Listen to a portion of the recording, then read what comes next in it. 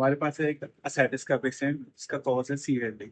अब एक most common question है, एग्जाम का फेवरेट क्वेश्चन होता है साइंस ऑफ सीएलडी। तो हम बात कर रहे हैं साइंस ऑफ सीएलडी की। हम स्टार्ट करते हैं हेड टू टो। हम देखेंगे सबसे पहले हेड में कि पेशेंट के टेम्पोरल फॉलोइंग नोटेड है।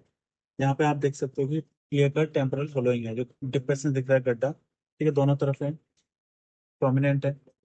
Then we will come for parotid enlargement. हम देख रहे हैं कि पेशेंट का कोई पैरोटिड एनलार्जमेंट नहीं है, ये सेकंड साइन है। हम देखेंगे कि हेयर लॉसेस आर देयर और नॉट। पेशेंट के हेयर लॉस प्रेजेंट है बियर्ड पे। और पेशेंट का हेयर लॉस कहाँ पे? जनरलाइज हेयर लॉस है, प्यूबिक हेयर लॉस है, एक्सिलरी हेयर लॉस है। पेशेंट की शेविंग की फ्रीक्वेंसी कम हुई है। और हम बात करते हैं चेस्ट पे। चेस्ट पे हमें देखने हैं स्पाइडर नीवाई। स्पाइडर नीवाई होता है सुपीरियर वीना कावा के डिस्ट्रीब्यूशन में।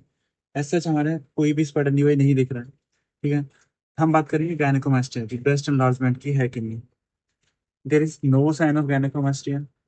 Then we will come to abdomen. हम देखेंगे पेट में, हम अराउंड द अम्बिलिकस देखेंगे कैपिट मेडिसा इज देयर और not, but there is no sign of caput medusae, only umbilicus is everted.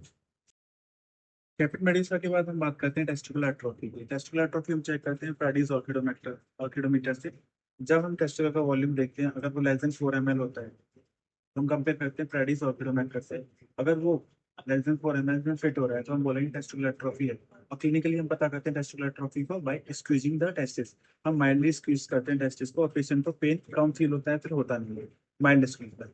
हम आते हैं हैंड पार्ट पे। हैंड पार्ट पे हम देखेंगे पेशेंट्स के कि पामर एदमा है कि नहीं। पामर एदमा कैसे होती है? वो पेरीफेरी पे एरिथमेटस होता है, और बीच में पेशेंट का खाली रहता है, बीच में पेशेंट का एरिथमेटस नहीं होता। दूसरा देखते हैं कि ring finger and small finger में डिप्चुअल कॉन्ट्रैक्चर देखते हैं। पेशेंट को कॉन्ट्रैक्चर डेवलप होता है due to fibroneurosis of Palmer